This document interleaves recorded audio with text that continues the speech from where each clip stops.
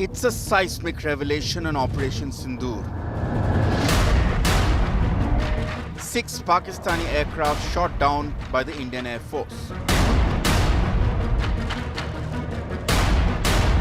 A distinct display of India's military might. The longest ever recorded surface-to-air kill.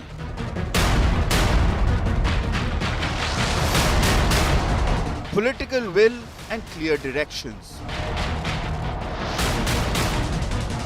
Will doubters now finally accept the truth? It's the top focus on India Today.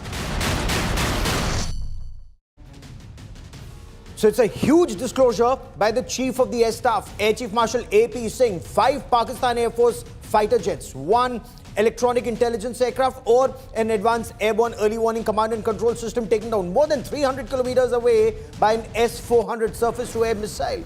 Now, all of this information coming out in public domain. Yes, the fact that 11 Pakistan air bases, several radar stations had been taken down as part of Operation Sindoor, it was known. But finer details given out by the Air Chief. What should one make of what he said? And also the timing.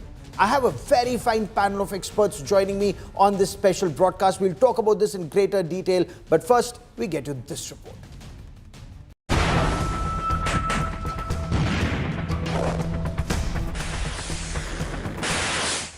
We knew, Pakistan knew, the world knew how India rained fire on Pakistan and had avenged Pahalgam during Operation Sindoor. Now the top commanders of our forces and the government have lauded the military might displayed during Operation Sindoor. In a massive disclosure, Air Chief Marshal AP Singh has categorically stated that India shot down 5 Pakistan fighter jets and 1 large military plane. The Indian Air Force Chief hailed it as one of the largest ever recorded surface-to-air kills. Our air defense systems have done a wonderful job. The S-400 system, which we had recently bought, has been a game changer. The range of that system has really kept their aircraft away from their weapons like, those long-range glide bombs that they have. Air Chief Marshal AP Singh also confirmed severe damage to air bases in Pakistan, including the Jacobabad airfield that housed F-16 jets. The SAGW systems, mostly from, I'm talking about fighter aircraft are from S-400. We have at least 5 fighters confirmed kills and 1 large aircraft, which could be either an Elint aircraft or an AWNC aircraft, which was taken on at a distance of about 300 kilometers. The revelation by the IAF chief bolstered India's claims of Pakistan begging for a ceasefire. The magnitude of damage inflicted by India can be imagined as some of the Pakistani air bases hit by India are still not operational. For far too long, skeptics across the world, in Pakistan and even in India itself, had doubted the efficacy of Operation Sindoor. Now, with the Air Force Chief spelling out quantifiable wins, will the naysayers finally hold their tongue? Bureau Report, India Today. And joining me on this India Today special broadcast is Air Marshal Sanjeev Kapoor, former Director General Flight Safety, Professor Brahma Chilani, one of India's best-known strategic voices, Dr. Tara Kartha, also with me on the show, as is Sandeep Unitha. And Air Marshal Kapoor, let me begin by asking you, sir, what is your take on the Air Chief's disclosure? See, what I have been saying on your channels and other channels in the past, we all know that within no time, in less than 88 hours, this aerial conflict changed the complete warfare that has taken place, especially in our subcontinent and globally. Now, to put it in black and white with proof is what is more damning today. It puts to rest all the aspirations caused by large media houses globally to ask India about our losses. This has told the Pakistanis of the strategic deterrence. This has told the Pakistanis that without crossing the line of control of the border, we can target anything. And like what Chief mentioned, that we have taken out the airborne targets, aerial targets at a distance of 300 kilometers. But why Now, today? You know, the question remains, why today, Professor Chilani? All of this was known through sources, some bits of information coming out of Air Headquarters even earlier. But why on record only now? What the Air Chief has disclosed is very revealing. I wish these disclosures had come much earlier because they've come 3 months after the cessation of hostilities. But to answer your question, Gaurav, the timing is also very significant because it has come at a time when India-US relations are at the lowest level in this century. And what the Air Chief is pointing out is that India not only downed 6 Pakistani aircraft, that India also seriously damaged a Pakistani hangar where several F-16s were parked, damaging them. And I think, add to that, what he said about the S-400 serving as the backbone of India's air defense. So the signaling is that the Russian systems played pivotal role and that the American help to Pakistan, for example, upgrading the F-16s, modernizing them, making them more lethal against India, which happened during the Biden administration. I think the two signals at this time are very significant. Very interesting. You should point that out, sir. Let me quickly bring in Dr. Tara Kartha. Are we to understand, madam? Kahin pe nigahein, kahin pe nishana. That's not just a Bollywood song. That's also diplomacy right now. I think a lot of this has to do, I mean, the fact that the timing, with Brahma says, why now? Because earlier, your whole, your focus was on getting that war to end. And when you want to end a war, you have to give the enemy a ladder to climb down. Otherwise, he will not end it. So you didn't say anything. Then the Pakistanis said, way victory, and they stood down. So that was okay. You're big enough to absorb that. Now you had the NSA going to Moscow, and we can imagine what the talks were about. A day earlier, you had Trump threatening us with additional sanctions. That was one day earlier. So I would imagine this whole thing was discussed. This is making Moscow very happy. There is a degree of signaling here in saying that Russian weapons worked. It's not like you said earlier, the BrahMos as well. Yes. Amazing. It's a co-production, right? It's not just that they're gifting it to you, which the US has yet to do co-production. That engine deal we've talked of, not to be seen. So there is nonetheless, I mean, if I can just take 1 minute, this is something you are saying now that we worked very well with Russian weapons, but going down the road, this is not something Trump is going to let you do. So this is not over. It's interesting you should say that. So Trump may try to torpedo any additional deals with Russia because there is some talk, Sandeep, of buying additional, not just the S-400 systems, but also going to the next level of long-range missiles with over 1,500 kilometers range that we're looking at, the calibers, I believe. Absolutely, Gaurav. In fact, the President Putin is set to visit New Delhi for the annual Indo-Russian summit. And we have been told that he's going to come with a lot of new arms offers for India. These are systems that we've been asking for several years, but the Russians have not parted with. And the caliber missile that you mentioned is top on the agenda, 1,500 kilometer long range cruise missile that can be fired from submarines. It's of course a subsonic missile, but it's got a range longer than any missile that we have in service. There's talk of the Su-57 fifth generation fighter aircraft as well. Additional submarines for the Indian Navy, a second nuclear powered attack submarine, and nuclear powered submarines. Gaurav, Russia is the only country in the world that allows you to access that level of technology. And this, literally talks about the very high level of comfort between India and Russia. And as our co-panelists were mentioning, the fact that the BrahMos joint venture, it's the ultimate example of Indo-Russian cooperation. Yes. But for the BrahMos, Operation Sindoor would not have happened the way it has, as the air chief absolutely. mentioned. The destruction of the air bases and the attacking of Pakistani Air Force aircraft. That could not have happened without the BrahMos. And, BrahMos Corp officials have told me that, through the Russia-Ukraine war, the Russian side ensured that there were no so-called supply chain issues when it came to supplying the Ramjet engines that power the BrahMos missile to close to 3 times the speed of sound. Yes. So it's in this entire speech by the Air Force Chief today, Gaurav, one thing that has emerged front and center is that if you have to fight a war, you have to go with Russian systems, apart from indigenous systems, of course. If you're given a choice, you have to go with Russian.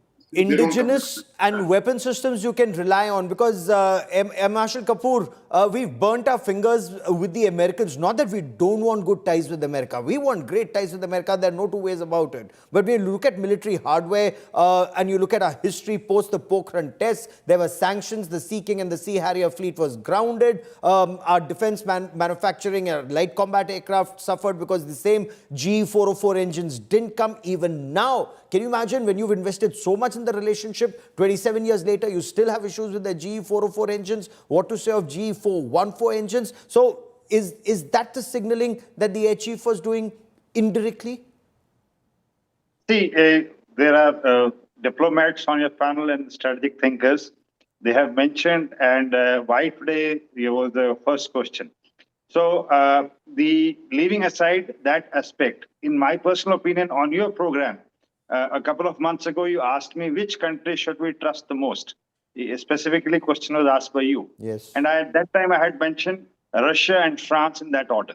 Yes. Because and I have been personally to both these countries. And when you deal with their defense establishments, the warmth, the bonhomie, and the aspect to help us comes out clearly in the talks, dealings, and messaging. So this somehow flows from the top.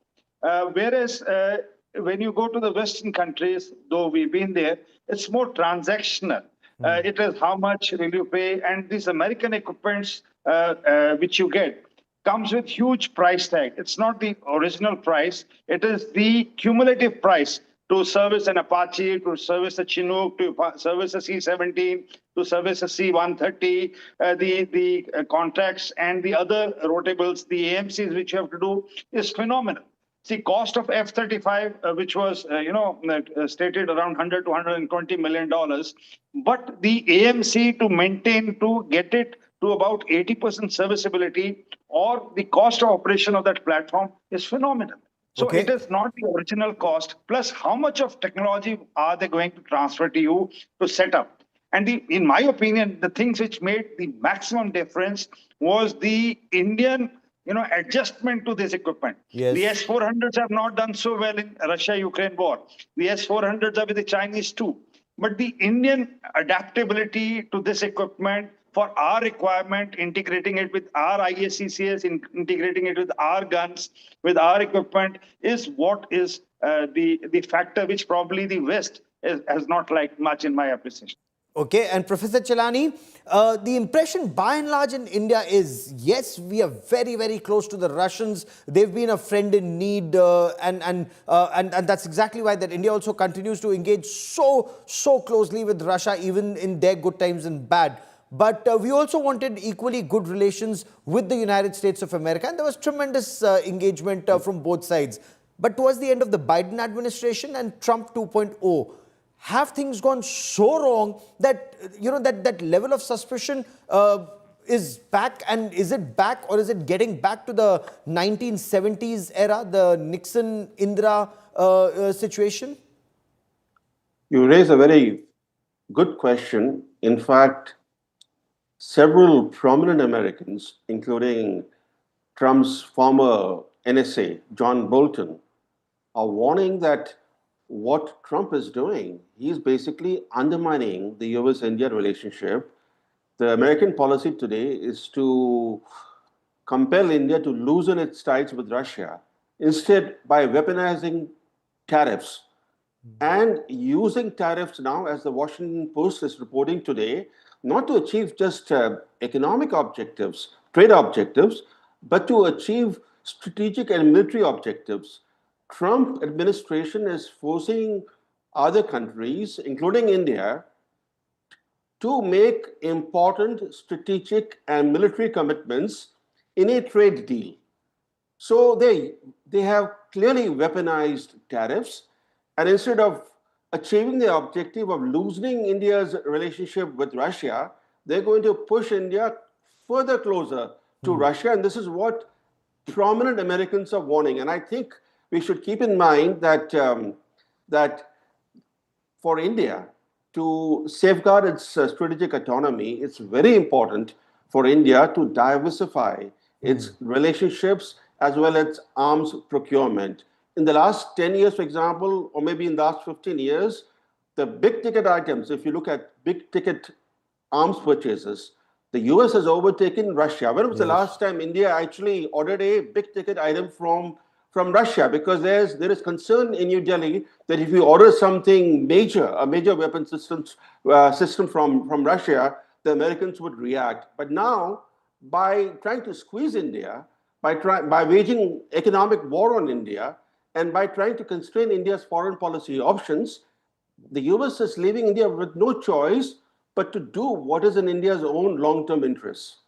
Indeed. And Dr. Tarakartha, is there an apprehension that in case we were to buy more military hardware from Russia, additional S-400 systems or more upgrades, if we were to buy longer range missiles, a nuclear submarine on lease, there could be additional sanctions from the United States, more tariff, and our relationship with the West could be in trouble? Would that be pushing India closer to Russia and China? And China that, we don't know how our relations with them are going to pan out.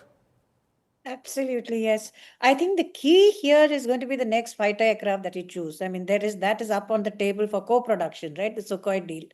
That is going to be a very important factor in our relations with the US. And what you said, Gaurav, is absolutely right. We still need the Quad, right? You're going to have the Australian Army Chief visiting soon. Yes. That means interoperability. For interoperability, you need US weapons. So it's not a really black and white situation. As you very correctly said, we have to walk a very fine line. But the S-400s, they have a problem. That S-400s, in terms of when you're operating with US aircraft, they will not allow you to use that. So there is a technical issue here, but I don't think we are going to get off with that particular missile. And the very basic fact that Russia gives you options which the US doesn't give you. I think that is where that trust, which the Air Marshal said, the trust comes in, because they are producing with you. When you need stuff, they're there for you. Okay. Which never been true of the US. Another point that the Air Chief raised, Air Marshal Kapoor, and I want all of you to come in on that, was that there were no political restrictions on the government.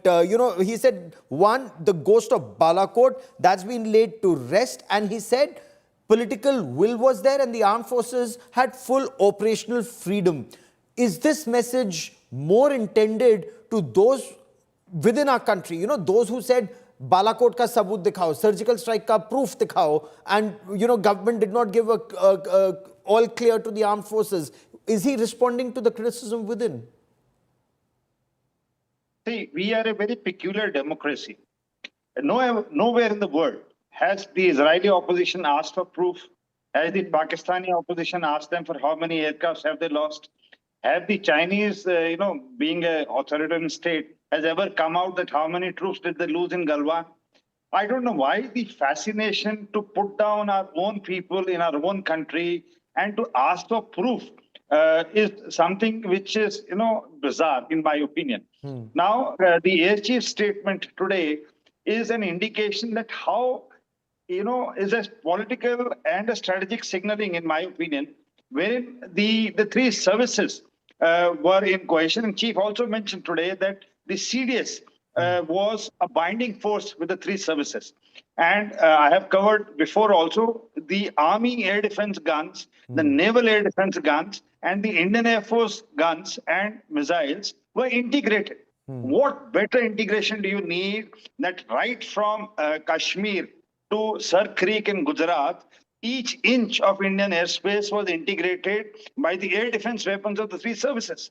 Oh, So the free absolutely. hand has been given, and that's an indication for complete usage of these equipment. You know, Professor Chilani, Air Marshal Kapoor mentions countries like Pakistan, which is a military state, China, which is an authoritarian state. But I don't remember the opposition in the United States also asking Barack Obama for proof that Osama bin Laden had been killed in Pakistan. Our democracy, when they say where is proof of surgical strike, when Pakistanis, say that India entered and killed them, killed their people. Proof of Balakot, when Pakistan mocks India saying, they killed crows and there should be an environment case against them. Our opposition or our political leaders seem to echo those sentiments. All of that, has that effectively been addressed? What do you make of what the Air Chief said? The Air Chief's disclosures today have to be seen in context of the damaging statement that India's own CDS made in an interview to Reuters in Singapore. That gave fodder to the Pakistani propaganda mill. It also made the Indian opposition ask questions. For example, when the India's CDS, what he called a tactical mistake, what he was implying by saying that was that the initial loss of some warplanes by India resulted from the political leadership's directive to the Air Force to strike only terrorist camps in Pakistan, without first carrying out an operation to suppress enemy air defenses. In fact, even Defense Minister Rajnath Singh, in a statement to Lok Sabha, made it very clear that the order to the Air Force was to strike only terrorist camps and not to hit any military installation in Pakistan. The irony is that when, on the operation's final morning, the Air Force received finally clearance and devastated the enemy's air defenses and air bases, no further Indian strikes followed. Yes. A ceasefire took effect within hours. Strategically, that made little sense. You don't neutralize the enemy's air defenses as a mere show of your capability. Okay. You do it to open the way for achieving strategic objectives. Why India abruptly halted its military campaign just when it had gained the upper hand remains an unanswered question. Okay. So we shouldn't blame the opposition in India for raising. No, the opposition in India was also being blamed, if I may, for Balakot. When they said, what have you hit in Balakot, or surgical strike? Where is proof of surgical strike? But that's just a question since the Air Chief raised it. I asked you that question. But Dr. Tarakartha, India's aim was to hit terror and terror camps and launch pads. Had the Indian Air Force initially gone and hit air defense system of Pakistan, wouldn't that have been an act of war? India would have been seen as a country that's targeting Pakistan military and not terrorists. That was the stated objective.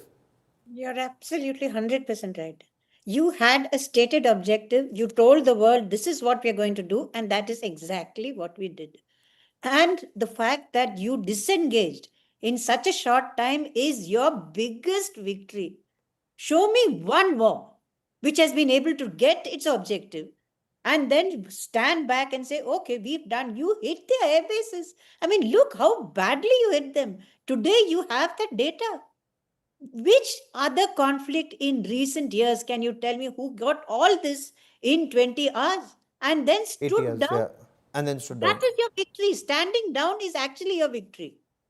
Okay, after achieving aim, as you said, Sandeep, as far as the Air Chief is concerned, the fact that he's mentioning the Russian systems were able to take down Western systems, the fact that F-16s were lost in Jacobabad, a SAR aircraft early warning system was lost in the air by the Pakistanis, one in Bulari, their losses seem to add up to 5 plus 1, but inputs seem to indicate that the losses were even higher. Well, absolutely, Gaurav. We don't know as of date how many aircraft were lost on the ground. You know, those hangars were not empty when they were struck by Indian Air Force BrahMos missiles. There were clearly a lot of aircraft in them. And that, the kind of damage that we've seen on those, hangars, the blast debris that our awesome people at India today have uncovered have shown that there was extensive damage caused to aircraft that were parked inside there. So we still don't know how many aircraft were lost. There's 5 we know for sure now, with the Air Force Chief coming out with a statement. I'm sure they have electronic tracks of the S-400, which they will possibly release at some later point. But this itself is a very big, admission. The fact that we've brought down so many of these aircraft, and there could probably perhaps be many more such aircraft, on the ground, Gaurav. And I think one of the reasons, as we were discussing, that they didn't come out with this fact is that possibly, they didn't want to offend the Americans by suggesting that a lot of American hardware was shattered during the final phase of Operation Sindoor by the BrahMos missiles. You had Lockheed Martin radars that were destroyed there. Of course, F-16s were destroyed. Swedish-made AWNC aircraft were targeted. All of these, amount to a kind of a West versus Russian hardware contest being fought between India and Pakistan. We very clearly now know who was supplying who with what weapons, and what weapons we used to achieve the devastating results that Operation Sindoor presented. Point, Gaurav, if I may, yes. I think what the Air Force Chief also mentioned today is the fact that the political leadership did not tie his hands when he came down to the final stages of Operation Sindoor. And that's a very big statement, because in the past we've seen in 1962 where the non-deployment of the Indian Air Force's fighter jets, that caused a very serious battlefield reverses for us. And absolutely.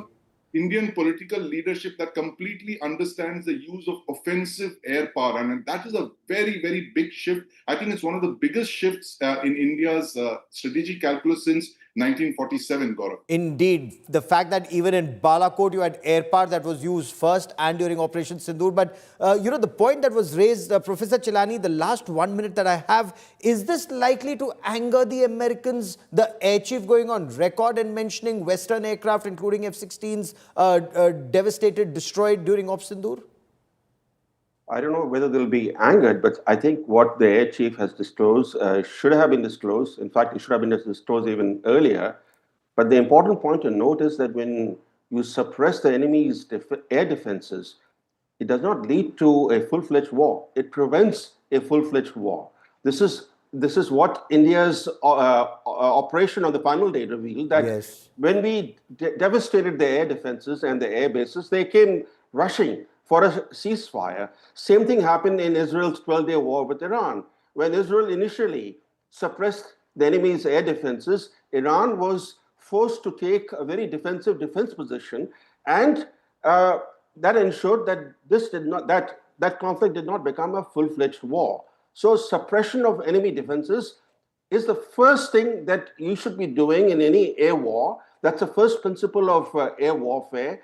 And we delayed that until the final morning of the operation. I wish we had done it on the very first day itself, so that we had more elbow room to strike some key targets inside Pakistan. Fair enough. I will let that be the last word on the show. And now that the government has said any act of terror will be seen as an act of war, and there is no distinction between state and non-state actors, that message goes loud and clear. Next time, perhaps suppression of enemy air defenses and destruction of enemy air defenses will be step one. Professor Chilani, Sandeep Unnithan, Air Marshal Kapoor and Dr. Tara Kartha for joining me here on this India Today special broadcast. Many thanks, but do keep in mind, India Today told you first, and not just today, that 11 air bases, 6 radar stations, from Skardu in Pakistan-occupied Jammu and Kashmir to Bulari in Sindh and Malir Cantonment in Karachi had been taken down by the Indian Armed Forces. That is all I have for you on this special broadcast. Many thanks for watching.